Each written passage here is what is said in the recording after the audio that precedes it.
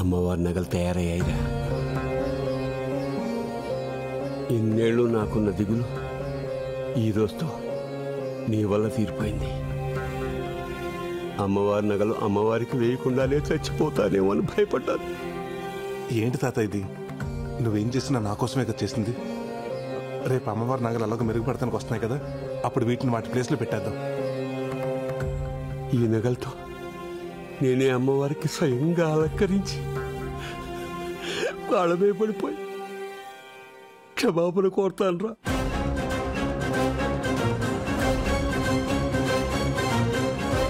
అలాగే చదువు గాని రా, వచ్చి పడుకో.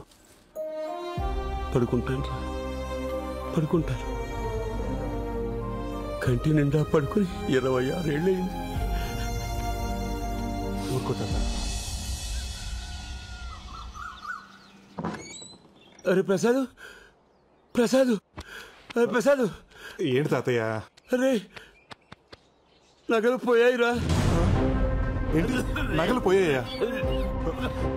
చూసా ప్రసాద్, ప్రసాద్.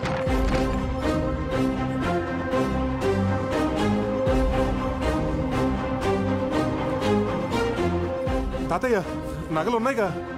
ఇవి కావురా, గుళ్ళో అమ్మోరు. గుడిలో నగల?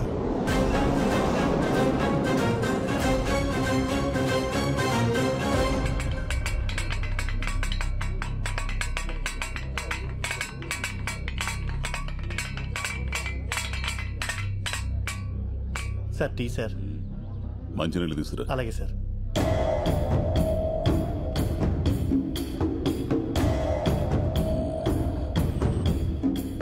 తాళాలు పగలగొట్టలేదు, పెద్దగా కష్టపడలేదు. అంటే దొంగ ఇక్కడోడై ఉంటాడు. సార్ డాగ్ స్క్వాడ్ రెడీగా ఉంది, లోపలికి తీసుకురమ్మంటారా? వద్దొద్దు, అమ్మవారి గుడి కదా, బయట ఉంచు. సార్ తాళాలు ఈ పూజారి దగ్గరే ఉంటాయి. ఇతనే మన మొదటి సస్పెక్ట్. పూజారి అని కూడా చూడను. నిజం చెప్పు. అమ్మవారి సాక్షిగా చెప్తున్నానయ్యా, పౌరోహిత్యం తప్ప నాకు ఇటువంటి పాప పనులు తెలియవయ్యా. మరి గుడి తాళాలు ఎలా తెరుచుకున్నాయి? అదే నాకు అర్థం కావట్లేదయ్యా. తాళాలు కూడా నా దగ్గరే ఉన్నాయి. Sir water.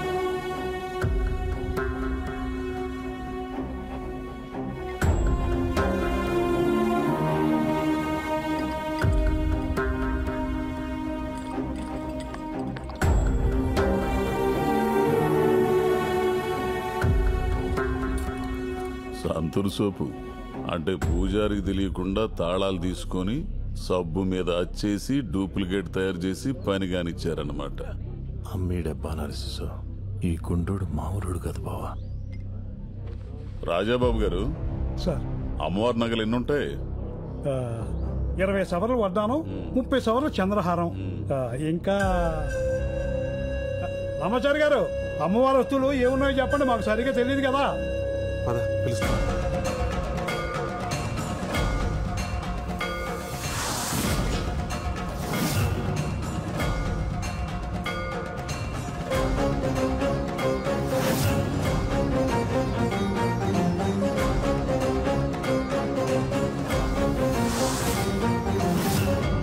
అది 30 సవర్ల వడ్డాణం అండి, 20 సవర్ల చంద్రహారం, ఓ 10 సవర్ల 10 సవర్లు గాజులు, 30 సవర్లు కాసుల పేరు, చెవులీలు, ముక్కు పుడక, మొత్తం కలిపి 100 సవర్లు ఉంటాయండి. వీళ్ళెవరు? అమ్మవారి నగలు చేసింది వాళ్ళేనండి. అప్పుడప్పుడు అమ్మవారి నగలకి మెరుగు కూడా పెడుతూ ఉంటారు. నేను ఈయన మనవడినండి. ఈ ఊరు గ్రామీణ బ్యాంకులో గోల్డ్ అప్రైజర్గా పనిచేస్తున్నాను. వీళ్ళు మా అన్నయ్యలు.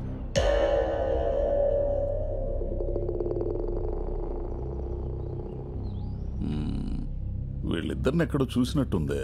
వీళ్ళు పెద్ద ప్యాకెట్ బ్యాచ్ సార్. ఏంటండి అస్తమానం మా ఊరోళ్ళని అనుమానిస్తారు? పక్కూరోళ్ళు కూడా అయి ఉండొచ్చుగా. అవునండి, నాకు ఊహ తెలిసినప్పటి నుండి మా ఊర్లో ఇటువంటి దొంగతనాలు ఎప్పుడు జరగలేదు.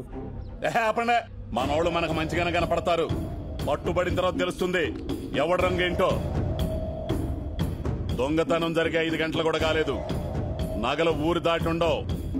దాదాపు ఊరి జనం మొత్తం ఇక్కడే ఉన్నారు. వెంకట్ సార్, మన టీం మొత్తం పంపించు, ఊరు మొత్తం గాలించు, ఏ ఇల్లు వదలొద్దు. చలా కానిస్టేబుల్ ఫాలో మీ. అలాగే సార్. పదండి. ఆగండి. ఎవడో కదలడానికి లేదు ఇక్కడి నుంచే.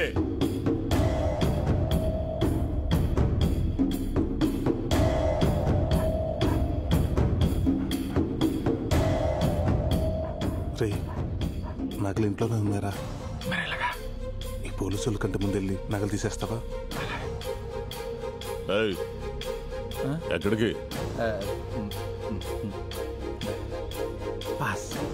ఓ గంట ఆపుకోండి.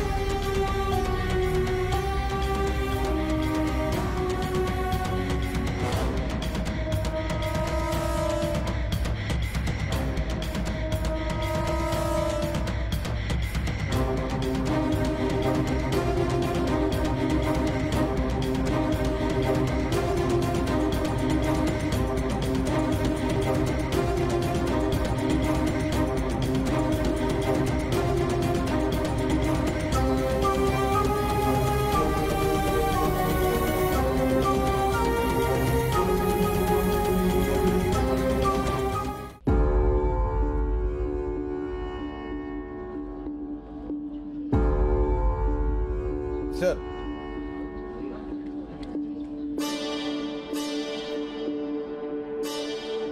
ఊరంతా గాలించాం సార్, ఏం దొరకలేదు.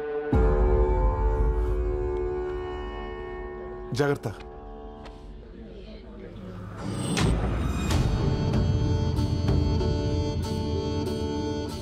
అందరూ పెళ్లిళ్ళవ్వాలని గుళ్ళో ముడుపులు కడతారు, కానీ నేను మాత్రం ఆ దొంగ దొరకాలని కంకణం కట్టుకుంటున్నా. 15 రోజుల్లో వాడికి వాడే దొరికితే సరి, లేకపోతే వాడిని పట్టుకొని మీ ముందు నిలబెడతాను.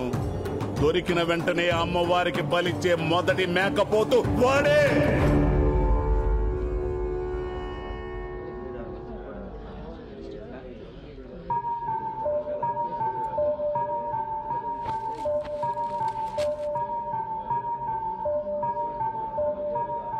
సార్ టార్చ్ లైట్ దొరికింది సార్.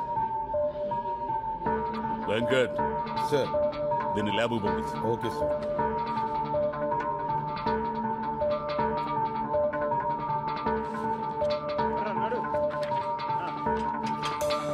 Good morning sir. మొన్న మనకి గుళ్ళో దొరికిన టార్చ్ లైట్ మీద ఫింగర్ ప్రింట్స్ ఆధార్ కార్డ్ తో లింక్ చేసి వెరిఫై చేశాం సార్. వీడి ఫింగర్ ప్రింట్స్ తో మ్యాచ్ అవుతున్నాయి.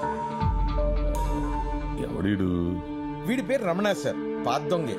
70కి పైగా దొంగతనాలు చేస్తుంటాడు. వీడు ఎక్కువగా ముసలోళ్ళు, పిల్లలు, గర్భిణీ స్త్రీల దగ్గర దొంగతనాలు చేస్తుంటాడు. ఎందుకు? వాళ్ళైతే పరిగెట్టలేరు కదా సార్. ఎంత వేస్ట్ గాడు గుళ్ళు నగలేలా కొట్టేశాడు. ఎవడో వీడికి హెల్ప్ చేసి ఉంటాడు.